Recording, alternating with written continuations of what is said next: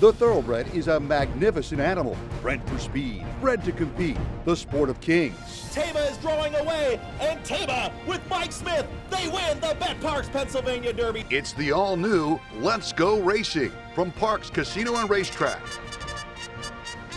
It's action-packed and fun for the entire family. Il Miracolo now in command. Let's Go Racing is proudly brought to you by the Pennsylvania Thoroughbred Horsemen's Association. It's fun to see them run.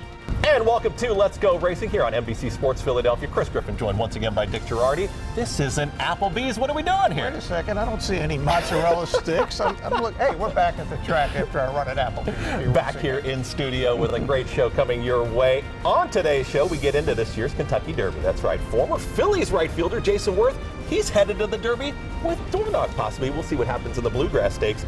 Our own Bruce Casella caught up with Jayson from Keeneland for an exclusive interview with the 2008 World Series winner. These stories, much more, Kentucky Derby preps. We're talking about everything on Let's Go Racing. First thing we got to do, let's head up the Belt Parkway a little bit. We go to New York, the Wood Memorial, big day of racing in New York, and I happen to be there, but... Yeah, I was there, Chris, for the first time in 20 years. I was trying to think the last time I was there. I was thinking it was like the Breeders' Cup way back in the 80s, but I was there for Rockport Harbor, John Service, Election Day 2004, winning the Nashua Stakes, and I had to go back because there were all these Parx horses running, and you were getting to call all these Parx horses. Lonesome Boy, Evening News, Deposition, Uncle Heavy. So 33% of the starting gate was Parx horses in the end. The big favorite in the race coming off the Gotham win was Deterministic. Yeah, when you take a look at a mile and an eighth in these Kentucky Derby preps, you got to take a shot, and these horses were taking a shot. When you get a big field like that, Deterministic, you said the favorite, but things, kind of changed. Obviously, some things happened in the stretch, but how do you feel like the Parx horses kind of represented themselves? Yeah, look, Lonesome Boy I thought ran really well. He was up there with the pace the whole way. He was 80-1. He ends up finishing fourth. I know they were disappointed with the start Uncle Heavy gave, but I thought he gave a real good middle move in the race. The unfortunate part obviously was when Deposition fell. The good news is that he's okay. He's back at Parx, and we got a chance to catch up with all of the connections of the Parx horses that were up at Aqueduct on Saturday. How is Deposition doing? And he's back here at his home track at Parx. Well, he's doing fine right now. We just gave him a couple of days in the stall, and that's what the veterinary clinic told us to do, the Ruffian Clinic.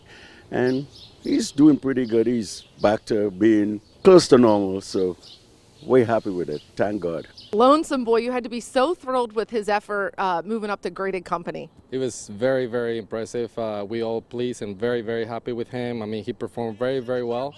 It was a tough race, and see him on the pace and see him the way he finished the race, the effort he gave us, I mean, we can be any more happy than that, Any plans moving forward? I know he just got back, but how's he doing? Well, we've been talking about it, Mr. Parker and I. He basically is open for whatever I choose, so I'm looking for the best spot for him right now, and I think at this moment what I'm thinking is might be the Peter Pan. Evening News, nice claim at Turfway Park. You took a shot in the Wood Memorial, but what are your thoughts on keeping him on the dirt? Well, we gave it an experiment, and he pretty much ran like a surface, pretty much. He was good as long as the rider had a hold of him. Once he set him down, that's classic. They just don't get their footing, and he just retreated. So, so we'll have to keep him on the poly or get him on the grass, and we'll go from there. Uncle Heavy finished fifth in the Wood, a little disappointing. There was a spill in the back that he was close to. But how is he doing, and is there a chance for the Kentucky Derby still? Well, so far he's great. He hasn't, of course, he hasn't been back to training at the track yet, so we've still got a few things to check out with him. But so far he looks fine. He's happy. He's eating up well. So, and yeah, it was a little bit of a rough trip up there. It's horrible post position, and we had the incident where the horse fell. But fortunately, everybody looks like they're okay from there. And I think it kind of put him off his game a little bit. But so far, so good. He looks happy. Decisions really haven't been made where we're going next. We're going to make sure we've got our horse, let him get it back to the track and do some training, and we'll make our plans from there. And we saw those performances there from the Parx horses, but resilience got the job done, was always traveling nicely. Yep. John Velasquez aboard for Belmont. Yeah, blinkers on, as you called it, Chris. Dream Trip set right off the speed. Horses look like the winner the whole way at 9-2, and it's interesting. The Risen Star has become the key prep race. I mean, everything out of that is running. We're going to see Sierra Leone in a few minutes, Track Phantom, Freedom. I mean, all these horses are just running tremendous out of that race. Resilience. He'll be in the Derby He's got enough points. I don't know if he's fast enough, Chris, only a 90, and I would give this Wood Memorial stat, my buddy Dave Brenning from DRF, the last 41 horses coming out of the Wood, none has been better than 4th in the Kentucky Derby. So a word to the wise. Wow, how about that? More from Aqueduct later on in the show. Hopefully this break is not going to take 41 years. We got to come right back here because we got so much more coming your way. We got Jayson Werth, the Bluegrass Stakes, and we're going to talk about the Santa Anita Derby as well. It's Kentucky Derby time indeed when we come back on Let's Go Racing. Dornoch is 4th against the rail, just 2 lengths off the lead. This is Parx. This is how you roll, this is how it goes. This is how you pop, this is how you rock. Take a chance, do a dance, little romance. This is how you. This is how you win. This is how you excite, this is how you all night. 360 hit me, now we're going all in. I can feel it calling, the crowd, the light, the night, the sights, the vibe is right. This is how you. This is Parx, Pennsylvania's #1 casino experience. This is how you win. The question a lot of people are asking themselves these days is, do I buy new or do I buy pre-owned? Here's what I'll tell you. New car inventories are still low and new car prices are still high. However, with the certified pre-owned Nissan at Chapman Nissan, we have a huge selection and you can save thousands over new. Plus a 7-year, 100,000-mile limited powertrain warranty, roadside assistance, 1-year prepaid maintenance, and so much more. And not for nothing. Can you really tell the difference? I can't.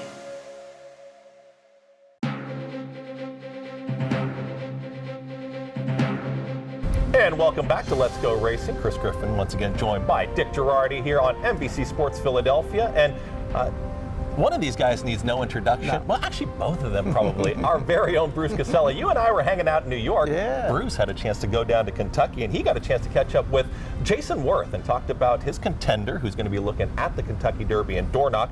Of course, he's Mage's brother, so that's an interesting keynote there, as if it wasn't a good enough story. But our own Bruce Casella did have a chance to talk to the Phillies outfielder, who's found a new way to satisfy himself with that competition in horse racing. Here's Bruce with Jayson Werth. Phillies are world champions. One of the top moments in Philadelphia sports history was the 2008 World Series when the Phillies beat the Tampa Bay Rays. One of the stars was right field slugger Jayson Werth. Today, the retired player has a new game, thoroughbred racing. His top horse is Dornoch, a Kentucky Derby probable. Dornoch clear with a 16th to go. The Fountain of Youth Stakes goes to Dornoch. I caught up with Werth at Keeneland Racecourse in Lexington, Kentucky, as Dornoch preps for the Run for the Roses in the $1 Million Bluegrass Stakes. How you feeling, buddy? That's why you do that. We're not talking about it right now. Well, we know about your nerve. You already told me that. Yeah. Cool. I'm staying cool. Jayson, first of all, thank you so much for that World Series in 2008. The Philadelphia fans appreciate it. Yeah, all my pleasure for sure. What made you think about doing this? Yeah, so it was just one of those things where you kind of, I'm playing golf with the right guys. And one of them was a horse owner. I know nothing about the sport relative to what you see on TV or watching the Derby. Really immerse myself in the sport and just to see what it's all about. But you buy these things when they're won. They don't run until sometimes they're 3. So it's a lot of like all right, we own a horse. Now what? Trust the process. Trust the process. Yeah. Everybody's asking the same questions. How'd you get into it? How's it compare to baseball? When you get done playing, you kind of like it just baseball's life. That old saying. So when it's over, you're kind of like your life's over. So it's like now what? So you try to fill these voids, but horse racing has been unbelievable for me to go about to kind of fill that void that was left by a 22-year professional baseball career. Jayson's wife Julia, his high school sweetheart, has been there with Jayson through all of baseball's ups and downs. Horse racing is no different. Oh my God, it's similar to when he played. All the nerves. I didn't know that was a thing until I started doing this. Now I know what she went through all those years. I was like, how did you do this? I'm like, oh my gosh, years of my life shaved off watching baseball games and now horse racing. Also by his side is Christian Vellante. Kristen grew up in Northeast Philadelphia and owns Legion Bloodstock Agency. Kristen helps Jayson buy his racehorses. It's been fun. Been a lot of fun. Horse racing is now a big part of Jayson's life, but his thoughts are never too far away from the game of baseball, especially the Phillies. 2008, you hit 3 home runs in a game. Your buddy Bryce Harper did it a couple of weeks ago. How cool is that your good friend did the same thing that you did? Awesome to see. One of my best moments in my career was my 3 homer games. So that's a big one for Bryce, big one for anybody. Happy to see it. And, it looks like he's having a lot of fun in Philadelphia. Him and Trey and those guys got a great team. They got a great group. I love the way they, the way they approach the season. They get hot at the right time. They come, it's kind of like horse racing. You get hot as you come towards the line. So they're fun to watch. They got a good team. Obviously, Phillies, got a good team again. Got a good product, and I'm happy for those guys.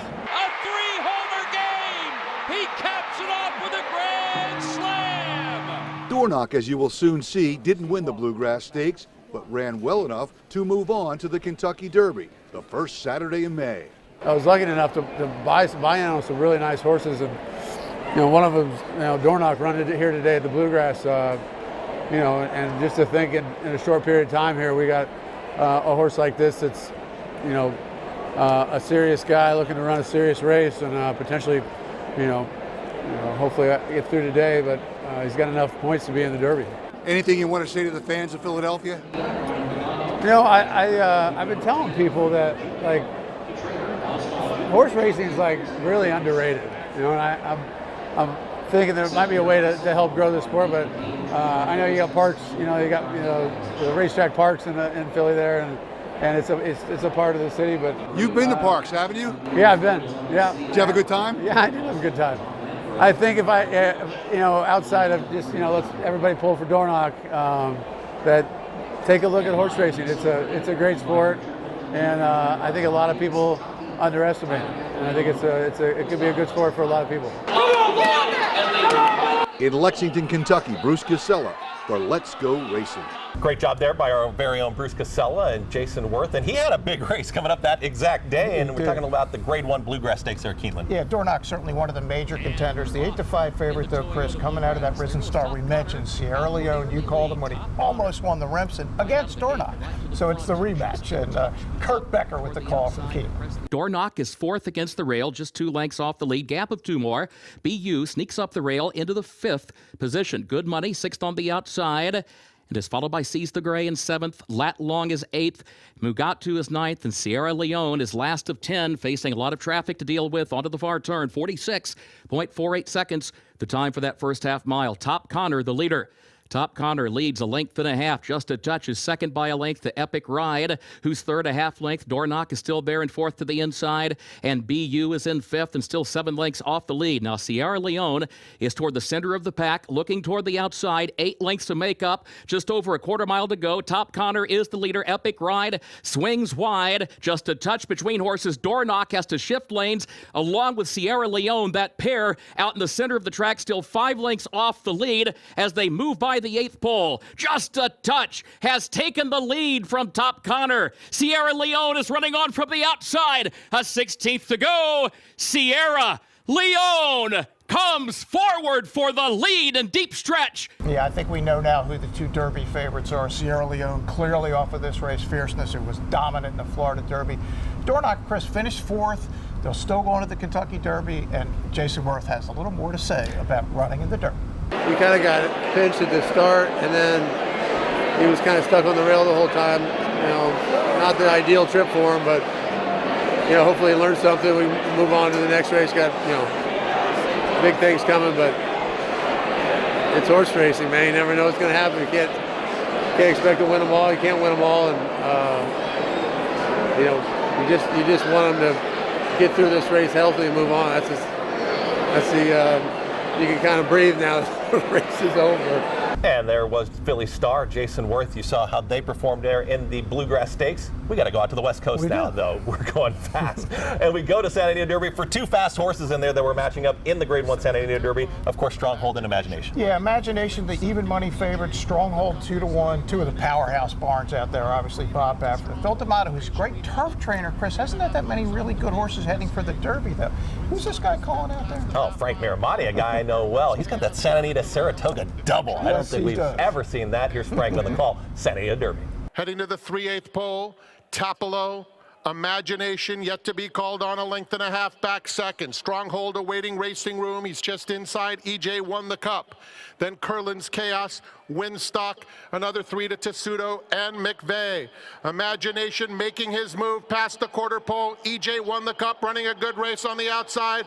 Tapalo is down at the rail, and Stronghold won from the outside. A driving finish. Stronghold bursts through between horses and is up to take the lead at the furlong pole. Imagination trying to match strides with him, and EJ Won the Cup in third. It's Imagination and Stronghold nose and nose in the Santa Anita Derby. Stronghold just in front.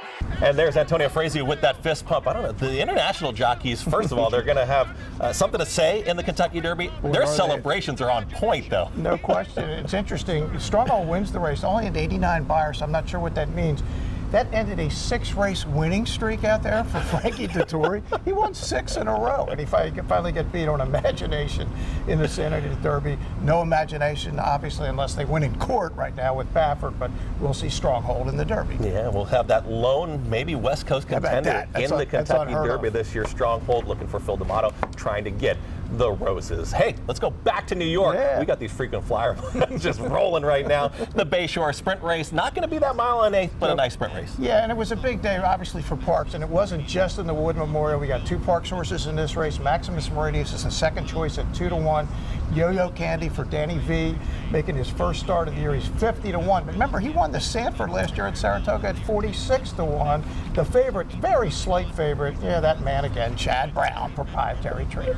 Maximus Meridius has taken the lead, 46.36 for the half-mile time. They've got a quarter mile left to go, and they've got to catch Maximus Meridius out in the center of the racetrack, who kicks away, is up by 3. It's Maximus Meridius approaching a final furlong. Here comes the run from Proprietary Trade, also the run from Reason Analysis, and Reason Analysis unleashed up on the outside. Maximus Meridius approaches the 16th, but every stride is Reasoned Analysis to push on by. It's Reasoned Analysis to pull off the upset. Maximus Meridius running his race, and Reasoned Analysis, though, this horse closed like a freight train for Eric Cancel. Chad, the other Chad, if you will. The 15-1 Chad, not the 2-1 favorite Chad. Look, I know Butch wasn't thrilled with Maximus Meridius because he looked like he was going to win the race, but it's the nature of the game, and as you said, that horse came flying. But we caught up with Butch again to talk about his sprinter, Maximus Meridius. Yeah, I'm a little disappointed. I mean, he sailed for home in front so easily. I thought he was in good shape, but you can't take anything away from the winner. The winner ran a really good race, even though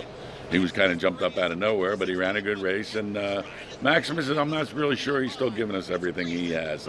He's a very talented horse, and we certainly haven't given up on him any, but we're going to be careful and picking our spots and kind of see if we can't bring out the best in him. Thank you to Butch Reed. And Dick, you talk about these horses now. Questions have been answered. The campaigns are kind of set. We go into the spring and the summer.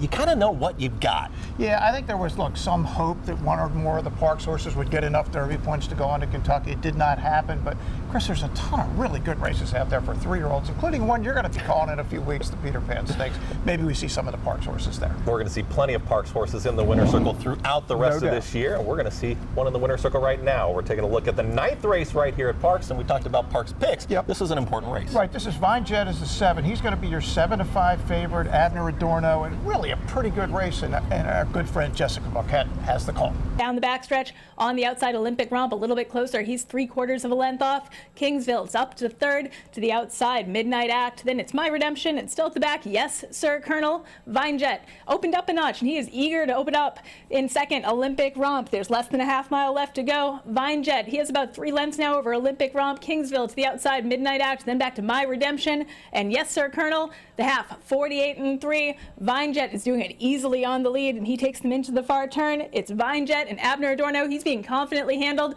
Olympic Romp being asked for a little bit more, and he's closing the gap. He is willing and responding. He's going to come up and challenge Vinejet as they make their way through the far turn. Less than a quarter mile left to go.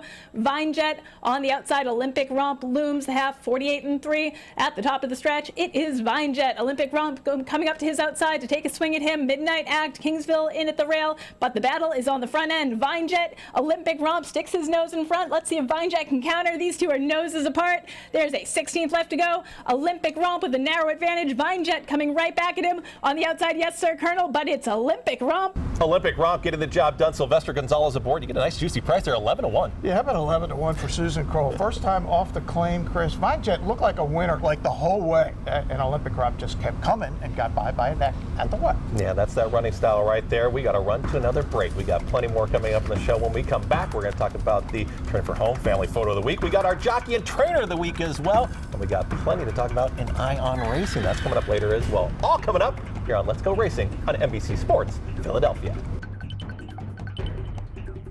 When you open the Parx app, you're in the zone. Winning is always a rush, but the money is in the moments. It's the anticipation of another face card, the thrill of an extra spin, and the pure joy of a jackpot. It's all your favorite games at your fingertips. Plus, get up to $1,000 casino bonus back if you're down in the first 24 hours. You play for fun, you love to win. You bet. Parx. Today, we're talking about Kentucky Derby prep races. We've seen 5 of them. That's on this list right here. What do you think has been the best Kentucky Derby prep race so far? The Bluegrass Stakes, the San Indian Derby, the Wood Memorial, the Arkansas Derby, or the Florida Derby? Which one is going to have this year's winner in that first Saturday in May? And make sure you head over and watch all the Kentucky Derby action over to oghandicappers.com for all of your apparel needs.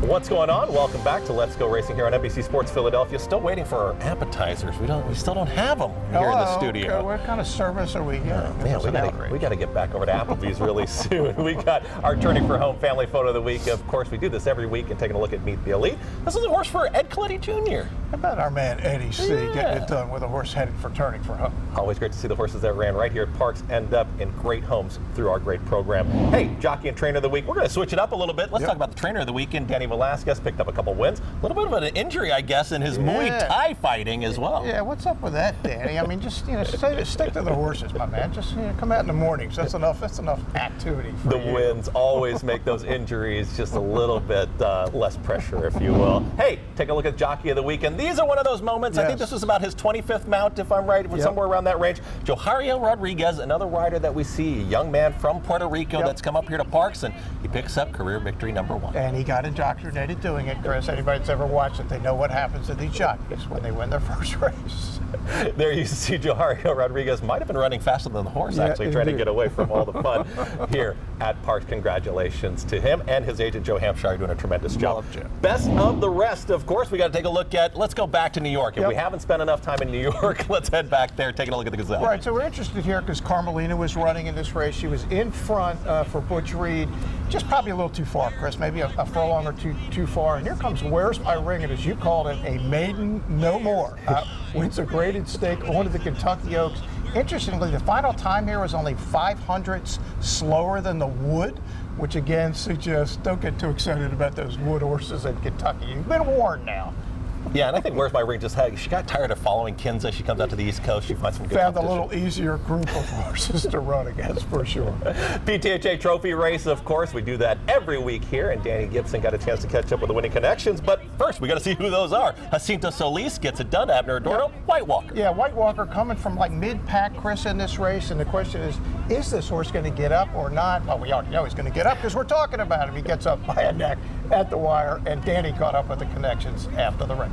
Here with our winning connections of our PTHA Trophy race, jockey Abner Dornoch and Jacinto Solis, the trainer. White Walker, coming from different surface, did that concern you guys? I mean, it's always a concern, you know, horse coming to run the dirt, but Jacinto did a great job. He worked plenty times here in company by himself.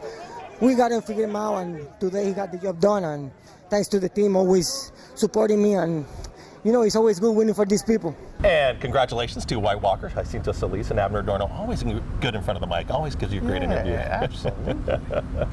No Craig Donnelly this week, so that gives me airtime to talk about Parx simulcast wagering. You can always come out here to Parx Racing and watch the live action Monday, Tuesday, Wednesdays, but you can bet on the races all week long. And you go to Ion Racing. That's called a Segway, ladies and gentlemen. And I got to use my binoculars. You picked plenty of races to take a look at, but it's springtime, so you know there's a large, really good run of races. Yeah, let's go down to Laurel first today, Chris. There's a lot of Parx horses potentially running. I talked to Jamie Ness, he's got a bunch of these. Exactly how many of these are going to run to be determined, but at Laurel's fourth, the Heavenly Cause, we have Pistol Liz Blazin', really good horse around here. The Priminetta, Center Court Champ, real good horse for Jamie Ness, Disco Ebo, Butch Reed. And in the 10th race, the native dancer, Magic Michael. Everybody knows him from around here at Parx. Nationally today, down at Keeneland, this is a really good card down there. The Jenny Wiley, the Grade 1, you got Fluffy Socks, Gina Romanica, and Didia, really strong. And the final Derby points prep, the Lexington, not a lot of points. Hades, the Holy Bull winner, is trying to get some points in there for Joe Orsino. And down at Oaklawn Park, the Apple Blossom, Adair Manor coming from the West Coast for my man Bob Baffert. Wow, plenty of races. And again, you can wager on those races right here with us at Parx, and we'll find out who's going to win all those great races. Yes, indeed. And we always don't even talk about the purses. Some of these are like 400,000, 500,000. Pocket change, Chris. Points. But that purse money is something else. Hey, let's go find some of that purse money. Let's take one more quick break. We'll come back and make you some money. Parx Picks is coming back on the other side of the break. This is Parx. This is how you roll, this is how it goes. This is how you pop, this is how you rock. Take a chance, do a dance, little romance. This is how you. This is how you excite, this is how you all night. 360 hit me, now we're going all in. I can feel it calling, the crowd, the light, the night, the sights, the vibe is right. This is how you. This is Parx, Pennsylvania's #1 casino experience. This is how you win. And welcome back to NBC Sports Philadelphia and Let's Go Racing. Parx Pick times. Dick, let's get right into it. Taking a look at Monday's 8th race. Right, 8th race, $50,000 claimer, Chris, for horses that haven't won a race in 3 months. But this group combined has won 75 times in their career. I like Speightster Red, owned and trained by Lupe Guerrero. Source, 47 starts, 8 wins, 11 seconds, 9/3. I like horses that give you effort every time. Speightster Red for me on Monday. Ready to wrap things up here on this show. And I know that the Masters are coming up, and we've got a golf outing coming up. I don't think we have quite the Masters caliber type golfers, Probably but not. it's a great event where we raise some money. The Turning for Home PTHA golf outing coming up here very soon. Yeah, 2 days before the Derby, Ben Salem Country Club, Chris, and you want to be there because we'll be talking Derby at the end of it. I'll be giving out my picks. I've given out the right pick the last 2 years. No except pressure. they both ran second. I still haven't figured out what happened in my. I don't want to get into Jeff all Matty that. loves that golf outing, though, Yes, and he the PTHA does. And Jeff Matty. Speaking of Jeff Matty, yeah, I was with Jeff Saturday. We're waiting for the wood. We're in the paddock. He's watching the Commonwealth Stakes on his little phone there, and Bo Cruz wins it, named of course after the Adam Sandler movie, The Hustle, that big star in there. And he's got a half to boat. He's got a half to this horse. I know. Beachfront Breeze. Yeah. He's all excited. He's going, look at this. He's got a Jersey bred. My man, Jeff Matty, getting it done. The executive director. The field for the wood is right behind you in the paddock, too. Yeah, it's more important than the Commonwealth. Danny Gibson's going to be back here in this seat for Dick Jerardi, Chris Griffin. We're out of here. Enjoy all the great stuff coming up still here on Let's Go Racing. And they're off. Skippy Longstocking has early speed. We the people from in between horses. Taba has got the lead now. It's Taba in the center of the racetrack, but Taba is drawing away. And Taba with Mike Smith, they win the Bet Parx Pennsylvania Derby.